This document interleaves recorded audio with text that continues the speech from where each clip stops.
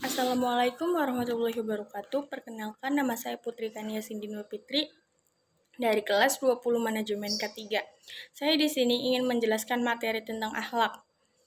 Kata akhlak berasal dari bahasa Arab yaitu akhluk yang berarti tibit, perangkai, tingkah laku, kebiasaan, dan kelakuan. Menurut istilah, akhlak adalah sifat yang tertanam di dalam diri seseorang manusia yang bisa mengeluarkan sesuatu dengan senang dan mudah tanpa adanya suatu pemikiran dan paksaan. Dalam KBBI, akhlak berarti budi pekerti atau kelakuan. Akhlak secara terminologi berarti tingkah laku seseorang yang didorong oleh suatu keinginan secara sadar untuk melakukan suatu perbuatan yang baik. Akhlak adalah bentuk jamak dari kata khuluq, berasal dari bahasa Arab yang berarti perangkai, tingkah laku, atau tabiat. Tiga pakar di bidang akhlak yaitu Ibnu Miskawai, Al-Ghazali, dan Ahmad Amin menyatakan bahwa akhlak adalah perangkai yang melekat pada diri seseorang yang dapat memunculkan perbuatan baik tanpa mempertimbangkan pemikiran terlebih dahulu.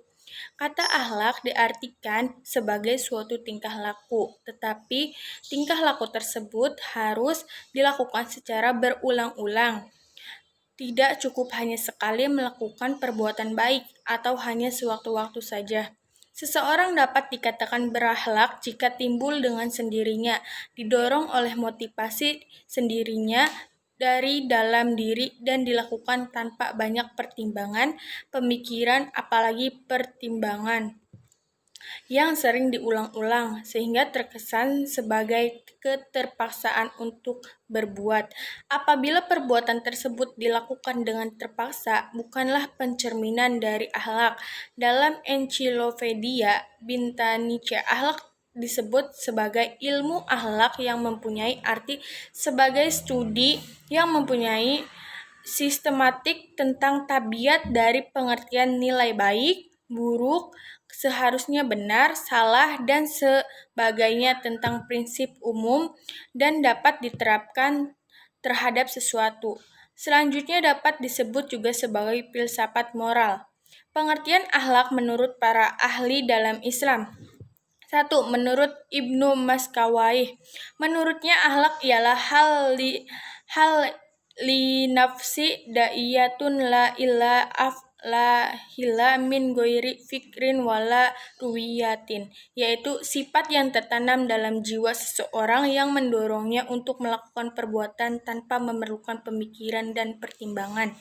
Menurut Abu Hamid Al-Ghazali, akhlak ialah sifat yang terpatri dalam jiwa manusia yang darinya terlahir perbuatan-perbuatan yang dilakukan dengan senang dan mudah tanpa memikirkan dirinya serta tanpa adanya renungan terlebih dahulu. 3. Menurut Ahmad bin Mustafa, akhlak merupakan sebuah ilmu yang darinya dapat diketahui jenis-jenis keutamaan, di mana keutamaan itu ialah terwujudnya keseimbangan antara tiga kekuatan, yakni kekuatan berpikir, marah, dan syahwat atau nafsu. 4. Menurut Muhammad bin Ali Asyarif Al-Jurjani, akhlak merupakan sesuatu yang sifatnya atau baik atau buruk tertanam kuat dalam diri manusia, yang darinyalah terlahir perbuatan-perbuatan dengan mudah dan ringan tanpa berpikir dan direnungkan. Dalam Al-Quran Surat Al-Qalam ayat 4 dinyatakan bahwa, dan sesungguhnya engkau Muhammad berada di atas budi pekerti yang agung. Dan dalam sebuah hadis pun dikatakan bahwa aku diutus hanya untuk menyempurnakan akhlak yang mulia. Sehingga jelas bagi umat Islam di seluruh alam berpatokan pada akhlaknya Nabi Muhammad SAW. Akhlak terpuji yang ada dalam diri Rasulullah SAW patut kita jadikan contoh dan suri tauladan yang baik. Ada dua sumber yang harus dijadikan sebagai pegangan hidup, yakni Al-Quran dan As-Sunnah. Yang keduanya pun dijadikan sumber akhlak Islamiyah. Jika manusia telah berakhlakul karimah atau akhlak yang baik, mulia, terpuji, insya Allah hidupnya akan jauh lebih baik. Tujuan akhlak. Akhlak bertujuan untuk menjadikan manusia sebagai makhluk yang lebih tinggi dan sempurna dan membedakannya dari makhluk-makhluk yang lainnya.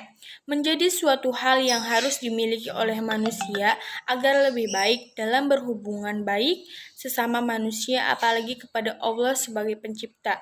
Sedangkan pelajaran akhlak atau ilmu akhlak bertujuan mengetahui perbedaan-perbedaan perangkai manusia yang baik dan buruk agar manusia dapat memegang dengan perangkai-perangkai yang baik dan menjauhkan diri dari perangkai-perangkai yang jahat. Sehingga terciptalah tata tertib dalam pergaulan masyarakat. Yang hendak dikendalikan oleh akhlak ialah tindakan lahir manusia.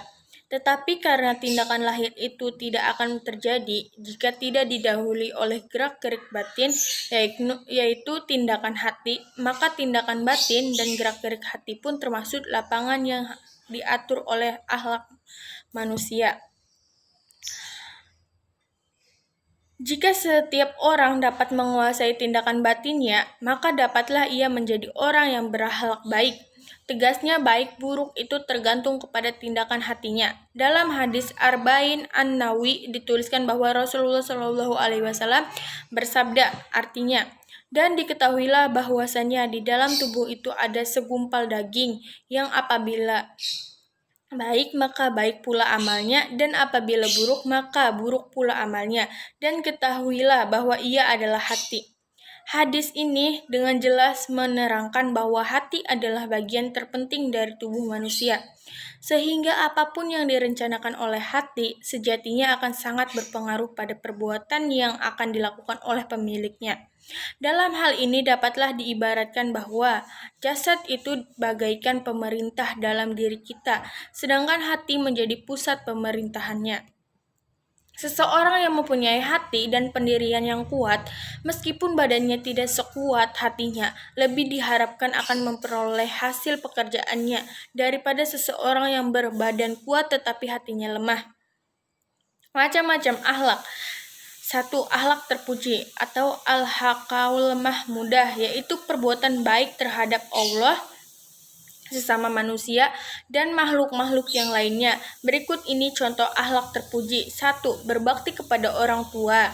2. Menghormati tetangga dan tamu. 3. Berusaha menimbulkan rasa kasih sayang serta menarik simpati orang lain. 4. Memberikan sumbangan yang bersifat meringankan beban hidup orang-orang yang berhak menerimanya. 5. Membantu memudahkan urusan sesama manusia bagi yang berkemampuan.